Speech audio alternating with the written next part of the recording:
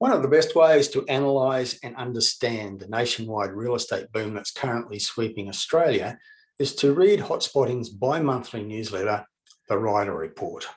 Now, this is a 25-page report which covers events and topics relevant to all corners of Australia.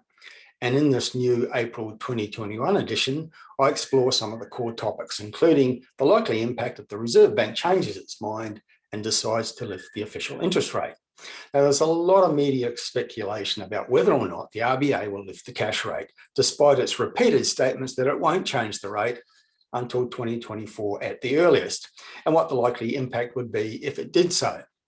One of the reasons why economists and journalists are so fixated on the possible impact of an interest rate rise is because they think that low interest rates are the cause of the boom. But they're wrong, it's not. There are multiple strong reasons why we have this very strong nationwide upcycle. I've got 15 dot points on my list of growth drivers, and in this edition of the Ryder Report, I list those reasons.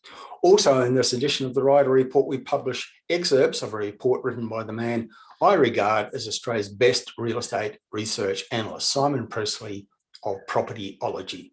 He says that Australia has the best conditions for capital growth in 15 or 20 years, and that it's very likely that property values will double in this 5-year growth phase.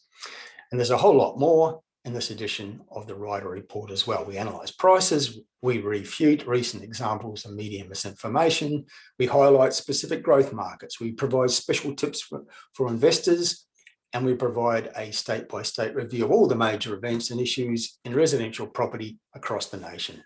So make sure you get your copy of the April edition of the Ryder Report to ensure that you're fully informed about the great Australian real estate boom.